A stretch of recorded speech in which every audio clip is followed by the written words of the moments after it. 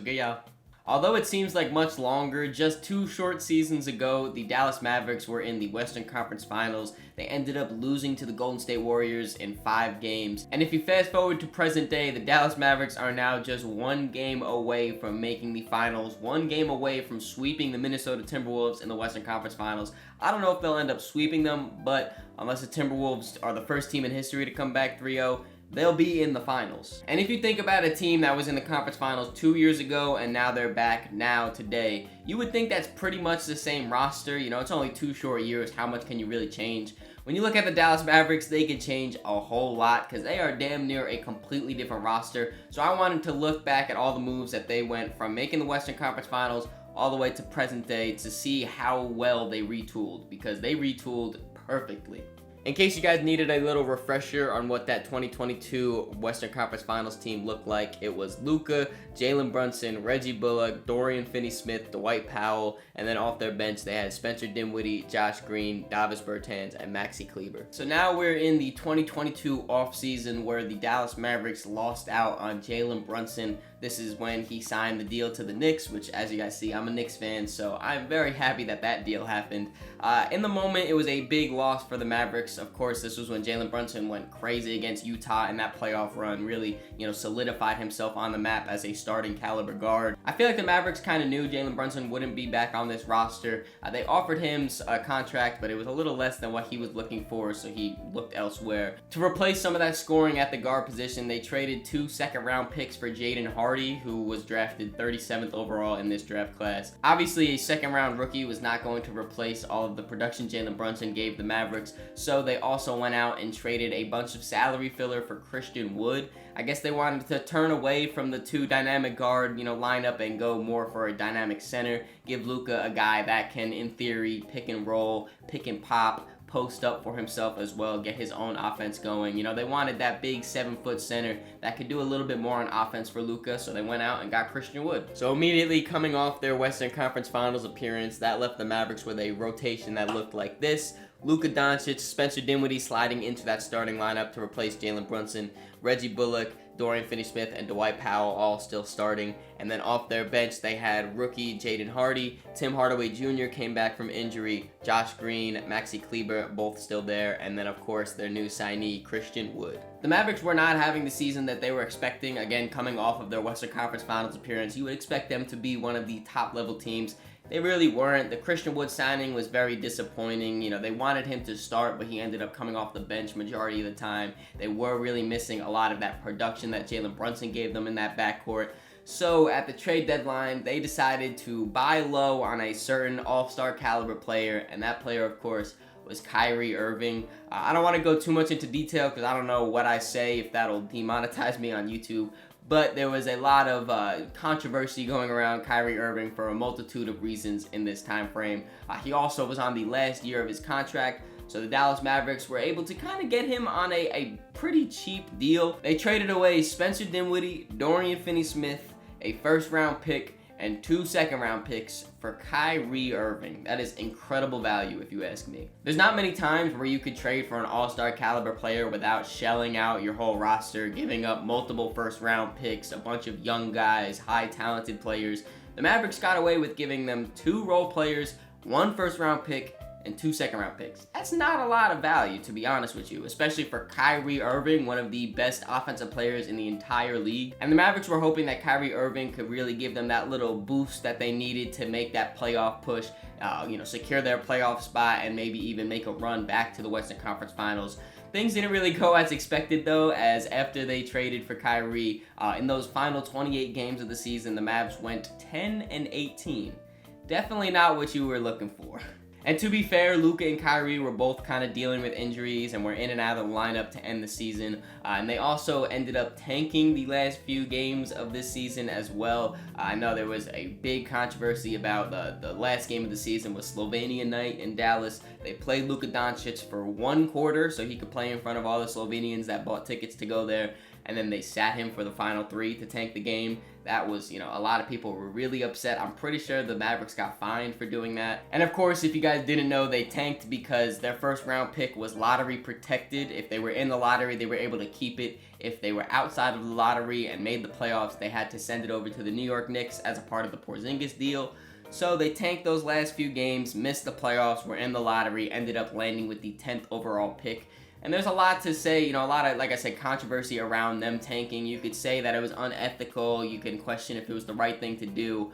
All I know is, for the Dallas Mavericks specifically, and solely, if you're only looking at the Dallas Mavericks perspective, it's the smartest thing they could have done for their organization. They already were really strapped on draft capital and assets in general. So being able to have a top 10 pick is very valuable, and for the Mavericks, obviously, it helped them a lot. And now that takes us to the 2023 offseason, where the Mavericks were very, very active. Obviously, when you go from Western Conference Finals to completely missing the playoffs, you're going to want to switch up the roster just, a little bit at least. We'll start with the draft, where they traded their 10th overall pick that they tanked for and Davis Bertans to the OKC Thunder to trade back to the 12th slot where they drafted Derek Lively. This is a great trade if you ask me. They get off Davis Bertans' contract, so they have a little bit more flexibility for free agency and for just roster construction in general. And then of course the main thing is they get to draft Derek Lively with that 12th overall pick.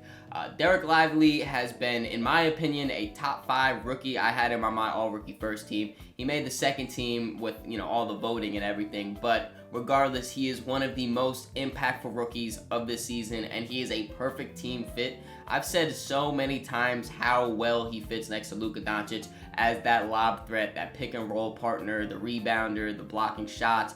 Literally everything that he does is in my mind perfect for a center next to Luka Doncic. So, like I said, you could question if the tanking thing was right or wrong or whatever. But for the Mavericks, I'm sure they're very happy with their decision. Also on draft night, they traded cash considerations to the Kings for Richaun Holmes and Olivier Maxence Prosper, a rookie. They just get more young and another salary filler guy on the roster. Not really too crazy, but Richaun Holmes will pop up later in this video. Now we move on to free agency, where you really start to see the team shaping up. First off, they extended Kyrie Irving, which was super detrimental. If Kyrie walked, man, it would have been wraps at that point. This team would be nowhere near where they are right now. So super important they got Kyrie Irving back. They even got to extend him on a less than max contract, which was a little surprising to me. They were able to save a little bit of money there. So shout out to Kyrie for coming back on a team-friendly deal. Then they traded Reggie Bullock and some draft capital in a sign-and trade for Grant Williams. If you ask me, this is probably the worst move of the retooling,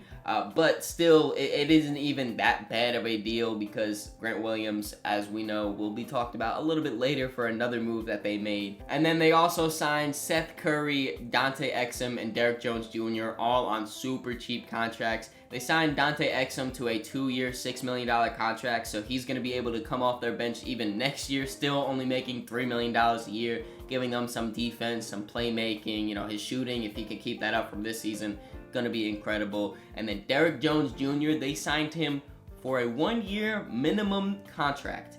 Derrick Jones Jr. is only making $2 million this season. If you ask me, he's going to be making 15 plus next year. In this free agency, he's going to be signing a big bag contract. Derrick Jones Jr. has been absolutely incredible for the Mavs. A super, super vital part of their Western Conference run and finals run, is what it seems like. He's really cutting up there as one of the top tier role players, if you ask me. He's a great defender with all his length and athleticism.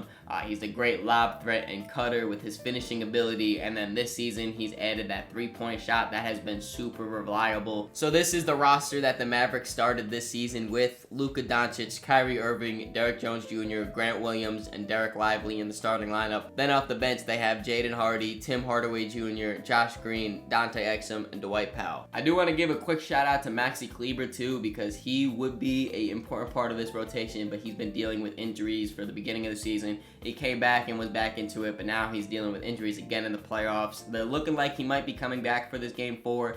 So he's been kind of in and out of the rotation, but shout out to Maxi Kleber because he is still here from that original Western Conference run. The Mavericks were not content though with the roster that they built. They still wanted to keep retooling and bringing in more players to surround Luka Doncic with. So at the deadline, they traded Richaun Holmes and a first-round pick to the Washington Wizards for Daniel Gafford. Another super high-value trade in my opinion. They got Richaun Holmes, who was not getting consistent minutes for the Mavericks, and one first-round pick for Daniel Gafford, who is a lot like Derek Lively in the fact that he is the perfect fit in my eyes to be a center in this Mavericks system and next to Luka Doncic. This trade allows them to have 48 minutes of just elite level pick and roll rollers.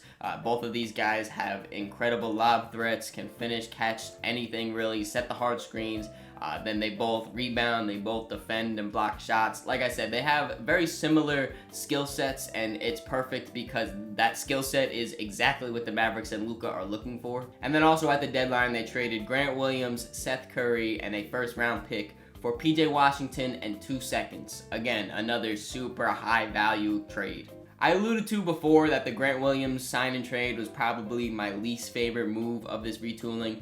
But it ended up working out in the end because Grant Williams are able to get his contract off in this PJ Washington trade. They bring in PJ Washington, who has been an amazing role player for them. He's kind of had the Aaron Gordon effect, if you want to call it that. You know, a top lottery level pick that was drafted to a bad team and just kind of been on a bad team all their career. They get traded to a contender and just show out as being a great high-level role player. What's really surprised me the most is his defense, because in Charlotte, he's shown flashes of being a good defender, but never anything too consistent. And I mean, I know it's hard to play defense on a losing team and everything like that, but he has really just blown it out the water with how good defensively he's been for the Mavericks. And then also his shooting has been incredible. PJ has won the Mavs multiple playoff games with his three-point shooting. That's how well he's been shooting it. And then as just a little cherry on top, they also get back 2 second-round picks in this trade, which I'm sure they're going to be using in the future for more trades to really bolster up this roster even more. And that brings us to present day with the Dallas Mavericks playoff rotation right now. It is Luka Doncic, Kyrie Irving, Derrick Jones Jr., PJ Washington, and Daniel Gafford. And then off their bench, Jaden Hardy, Tim Hardaway Jr., Josh Green, Dante Exum, and Derek Lively. Again, I just want to show you guys how big of a roster turnaround this was. Just 2 years ago, they were in the Western Conference Finals with this roster right here. And a few moves later, it turns into this roster right back 1 win away from the finals. Just an absolute masterclass of a retool from the Dallas Mavericks. Shout out to Mark Cuban and Nico Harrison for really just getting this done and getting this team turned around. To be able to have just 1 year being bad and completely switch up your whole roster and be right back at the top, it goes under the radar in my opinion. Again, shout out to Nico Harrison for making all of these moves. And the Mavericks have a real chance of winning the NBA Finals. They're 1 win away from making it. They're going to be facing off against the Boston Celtics, which is going to be a tough matchup, but I think they have a shot. Hope you guys enjoyed this video. If you did, make sure you leave it a like, subscribe so you don't miss the next one. In the description, there's links to all my social medias, so make sure you follow me on all those to keep up to date with me. Catch y'all.